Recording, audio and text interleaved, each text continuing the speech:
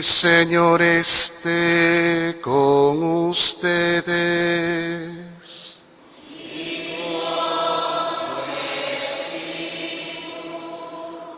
Proclamación del Santo Evangelio según San Mateo.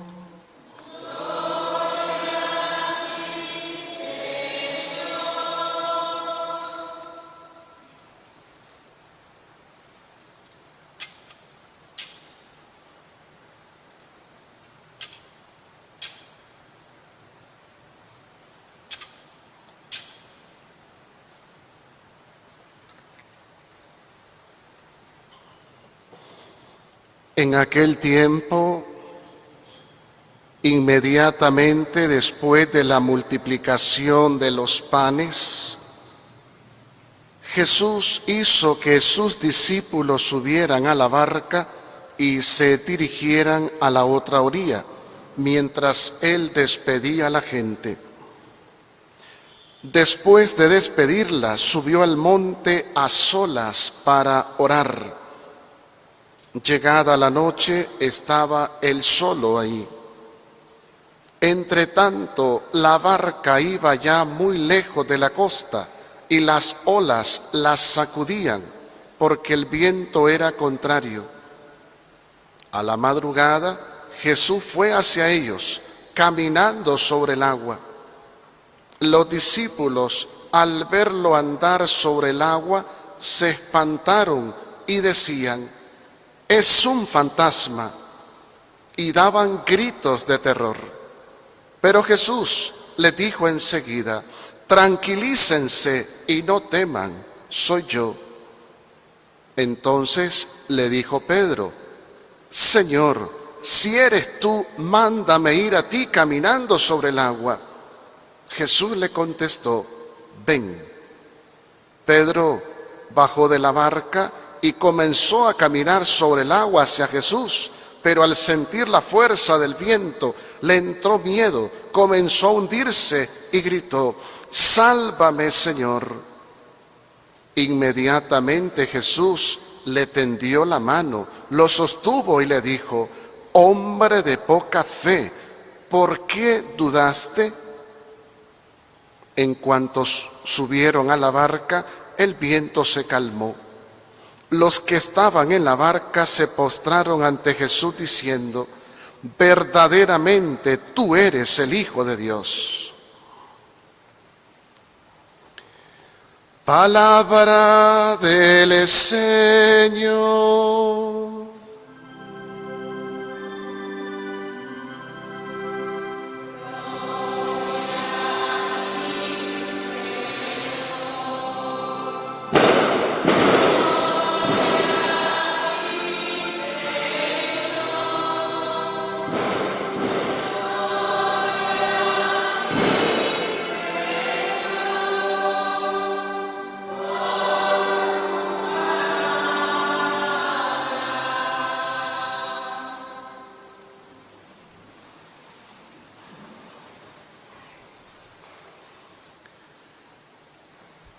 Qué alegría poder ver a 3 jóvenes, varones, proclamando la palabra en esta Eucaristía.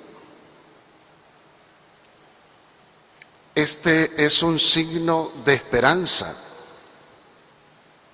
Y así como los jóvenes de Pastoral Juvenil perseveran, continuar este camino de encuentro con Jesús todos los días. Hoy le han pedido a los jóvenes organizar la Eucaristía porque la pastoral familiar que prepara esta misa los sábados a las 5 están compartiendo un retiro ahora mismo en casa pastoral a 12 matrimonios de San Fernando.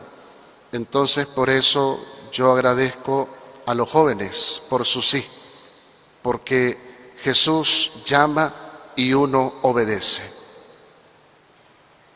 ¿Cómo podemos titular el Evangelio de hoy?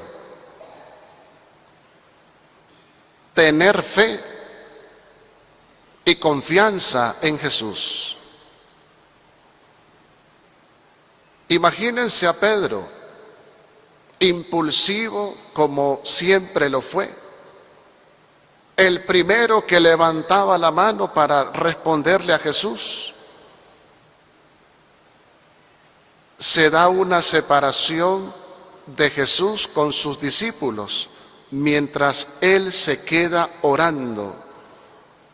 La barca ha salido ya en camino y Jesús sale a su encuentro. ¿Cómo es eso que Jesús camina sobre el agua? ¿Qué quiere decir eso? Es sencillo. Él es el dueño de la creación, dueño de cielo y tierra, porque es Dios. ¿Recuerdan el evangelio del sábado pasado? La transfiguración de Jesús, su divinidad. Y Jesús, que nunca deja a sus discípulos, ellos se encuentran en la barca que significa la iglesia. En los evangelios, la barca es símbolo de la iglesia. Y ahí están los apóstoles, ahí estamos todos nosotros. La barca la lleva siempre Cristo a través de sus elegidos. Y ellos comienzan a sentir miedo cuando aparentemente ven un fantasma que se acerca a ellos. Jesús los tranquiliza y les dice: soy yo. Este soy yo es importante en el evangelio. Fueron las mismas palabras que le dijo Yahvé a Moisés. Moisés le dice: cuando vaya donde el faraón y me pregunte quién te envía, ¿qué nombre le digo? Tú le dirás: yo soy. Lo que acaba de decir Jesús, soy yo. Pero Jesús dice: no teman. Bastaron esas palabras de Jesús para que Pedro reaccionara. Si eres tú, Señor, mándame ir a ti. Y Jesús le dice: ven, Pedro, ven. Y Pedro obedece a Jesús. En el camino sobre el agua, Pedro comienza a hundirse, porque le entró miedo, sintió la fuerza del viento y comenzó a hundirse y grita: Señor, sálvame. Imagínense la barca, el viento, las fuerzas, representa aquí la fuerza del mal. Tormenta, viento son símbolos del pecado, de la presencia de Satanás. Y Pedro tiene miedo, como estoy seguro todos tenemos esos temores. ¿Quién no ha sentido miedo cuando la vida comienza a hundirse? ¿Quién no ha sentido miedo, temor, dudas, cuando tus proyectos comienzan a hundirse? Cuando la salud se vuelve frágil. ¿Quién no ha sentido miedo y en su corazón tener dudas de la presencia de Dios cuando los problemas nos agobian y nos ahogan? Y como Pedro caemos de rodillas y le decimos: sálvame, Señor, ayúdame, Señor, ten piedad de mí. Y Jesús tendió la mano, lo sostuvo y le dijo: hombre de poca fe, ¿por qué dudaste? El enemigo de la fe son las dudas. Las dudas nos echan para atrás, no permiten que tomemos decisiones. Y todos tenemos dudas, queridos hermanos, todos. Las dudas alejan nuestra vida de Dios, porque creemos que Dios no nos escucha.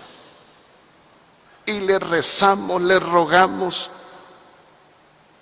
y decimos: Padre, ¿será que Dios no nos escucha?